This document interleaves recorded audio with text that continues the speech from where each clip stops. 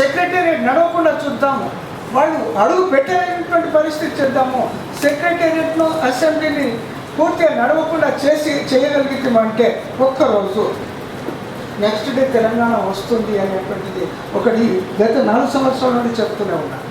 కానీ ఇప్పుడు ఆ ఒక్కరోజు చేస్తే కూడా లాభం లేనటువంటి పరిస్థితి కనబడుతుంది. అంత తయారీతో ఉంది ప్రభుత్వం. ఎక్కడ వీళ్ళు ఉద్యమం చేస్తే అక్కడ అణచగొట్టేసేద్దాము. కాబట్టి అణచగొట్టేటువంటి పరిస్థితి వచ్చినప్పటికీ కూడా ఛాతి ముందు పెట్టేసేసి ఆ బుల్లెట్లను చీకరించేసి మన నెక్స్ట్ జనరేషన్ కాపాడుకోవడం అనేటువంటి చాలా అవసరం లేదు. లేకుంటే నెక్స్ట్ జనరేషన్ దెబ్బతింటుంది. అడక తినేటువంటి పరిస్థితుల్లో వదిలిపెట్టేసేస్తే మా అయ్యలు ఏం చేశారో బాబు, మీరు చిన్న ఉద్యమం చేసి వాళ్ళని సీమాంధ్ర ప్రజలను తరిమేయలేకపోయారా? ఎంతమంది ఉన్నారు హైదరాబాద్లో? సెన్సస్ ప్రకారము 7.2 lakhs అంటే 7,20,000 మంది మాత్రమే సీమాంధ్ర ప్రజలు ఉన్నారు. సీమాంధ్ర ప్రజలు ఎంతమంది? మొత్తం 87 లక్షల జనాభాలో 7,20,000 మందే మనల్ని అందరినీ ఈ విధంగా గడగడలాడిస్తున్నారా? లేదు, ఊరికేనే మనకు గడగడలాడుతారు. అబ్బో వాళ్ళు కొడతారు, అబ్బో వాళ్ళు తంతారు, అబ్బో రాయలసీమ వాళ్ళు బాంబులే ఉంటాయి వాళ్ళ దగ్గర. బాంబులు కాదు, మన దగ్గర గుండెలు ఉన్నాయి. బాంబుల కంటే గట్టి గుండెలు ఉన్నాయి. కాబట్టి ఆ గుండెలను కాస్త చూపిద్దాం, ఆ గుండెతో ఎదుర్కొందాం. ఎలాంటి వాళ్ళనైనా మనం ఎదుర్కోవడానికి అవకాశం ఉంది. కాబట్టి ఆ విధంగా ఎదుర్కొని మనము శాసించిన నాడే మనకు దొరుకుతుంది తెలంగాణ, లేకపోతే దొరకదు. కాబట్టి ఒక వ్యవస్థ, చక్కటి వ్యవస్థ చేసుకుందాం. ఏంటి ముఖ్యంగా ఈ జంట నగరాల్లో 150 డివిజన్స్ ఉన్నాయి. 150 డివిజన్స్లలో కూడా మనకు అయినంత తొందరగా మనం కార్యక్రమాలు మొదలు పెట్టుకుందాం. కార్యక్రమాలు ఎట్లా? ఒక చిన్న కమిటీ ద్వారా, ఒకరు కన్వీనరు, ఒక 10 మంది కో కన్వీనర్తో, ఆ విధంగా 11 మందితో ప్రతి డివిజన్లో ఒక కమిటీ అనేటువంటిది వేసుకోగలిగినామంటే ఆ విధంగా మనం ముందుకు పోవడానికి అవకాశం ఉంటుంది.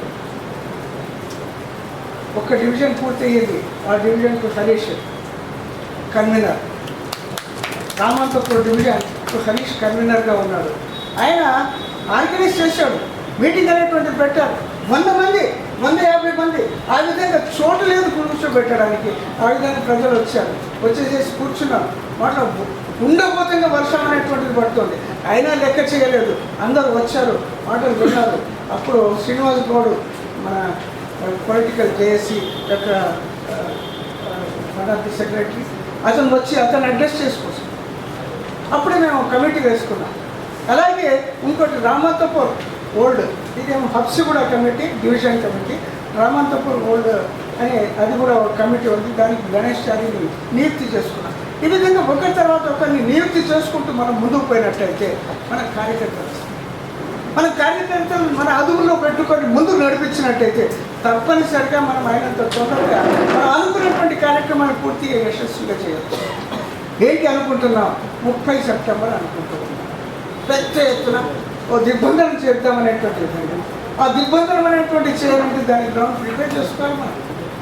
మనం ఉన్న దగ్గరనే ఒక 4-5 డివిజన్లను మనం ఇన్ఛార్జ్ తీసుకొని, 4-5 కాకుండా ఒక కాన్స్టిట్యున్సీ మొత్తాన్ని కూడా, అంటే ఒక అసెంబ్లీ కాన్స్టిట్యున్సీ మొత్తాన్ని కూడా మన చేతుల్లో పెట్టుకొని, అసెంబ్లీ కాన్స్టిట్యున్సీలో ఉండేటువంటి 7 డివిజన్లు ఉంటాయి.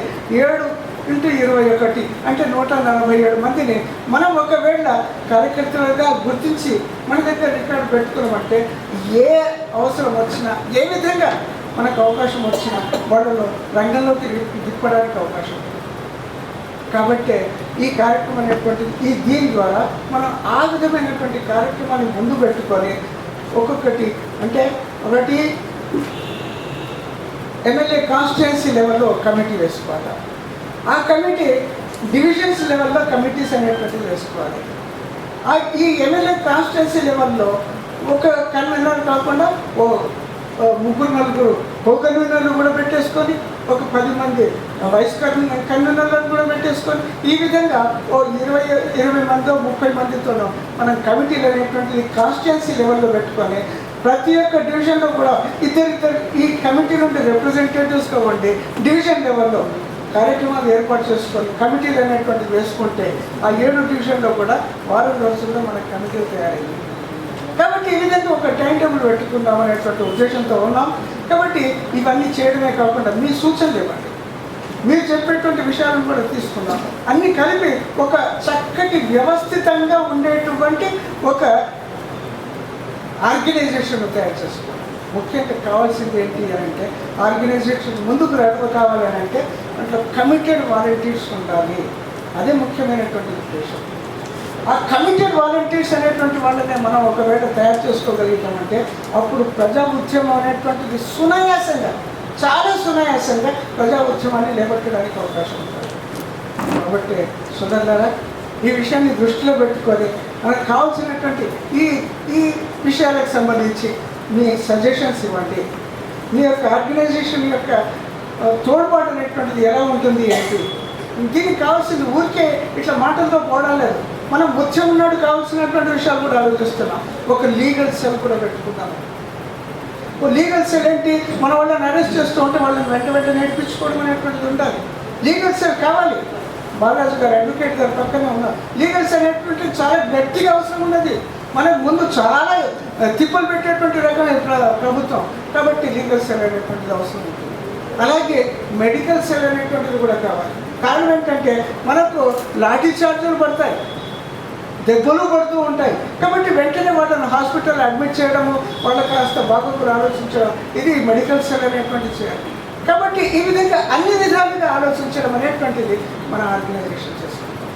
మనం అలాంటి వ్యవస్థను తయారు చేసుకుంటాం. మెడికల్ డాక్టర్లది ఒక టీం అలాంటిది. ప్రతి బస్సులో కూడా ఒక డాక్టర్ దొరకడం, మనకు ఆ డాక్టర్కి రెస్పాన్సిబిలిటీ ఇచ్చేసేద్దాం. ఒక్క అడ్వకేట్ దొరకడం, ఆ అడ్వకేట్కి కావాల్సినటువంటి రెస్పాన్సిబిలిటీ పెట్టేసేద్దాం. ఎప్పుడు ఆ బస్సులో ఉండేటువంటి ప్రజలు ఎప్పుడన్నా పోలీస్ స్టేషన్ పోయారంటే అడ్వకేట్స్ వెంటనే ఒక మెమరాండం అలాంటివి తయారు చేసి వెంటనే మిగతా వాళ్ళ నాయకులను తీసుకెళ్ళి వాళ్ళని విడిపించుకొని తీసుకొచ్చేటువంటి బాధ్యత కూడా ఆ అడ్వకేట్స్లకు అతన్ని వెంబడి ఉండేటువంటి 2-3 గట్టిగా పనిచేసుకునేటువంటిది. ఈ విధంగా అన్ని విధాలుగా ఆలోచించేసేసి, అలాగే మనకు కావాల్సినటువంటి ఈ ప్రాపగండా ఏది మన కార్యక్రమాలు చేస్తూ ఉంటాం, పెద్ద పెద్ద మీటింగ్లు అనేటువంటివి పెట్టుకున్నాం. అది ఎగ్జిక్యూటివ్ కమిటీ ఆలోచిస్తుంది. Executive committee of twin cities అని, ఎగ్జిక్యూటివ్ కమిటీ ఆఫ్ కాన్స్టిట్యూయన్సీ అని, ఎగ్జిక్యూటివ్ కమిటీ ఆఫ్ డివిజన్ అని, ఎగ్జిక్యూటివ్ కమిటీ ఆఫ్ బస్తీ అని, ఈ విధంగా 4 గ్రేడ్స్లలో కూడా 4 టైర్స్లలో కూడా ఈ కమిటీలు అనేటువంటి పెట్టుకొని ఆ ఎగ్జిక్యూటివ్ కమిటీ మీటింగ్ల విషయంలో ఆలోచిస్తుంది, ప్రజలను రేకెత్తించే విషయంలో ఆలోచిస్తుంది, ప్రజలను చైతన్యపరిచే విషయంలో ఆలోచిస్తుంది.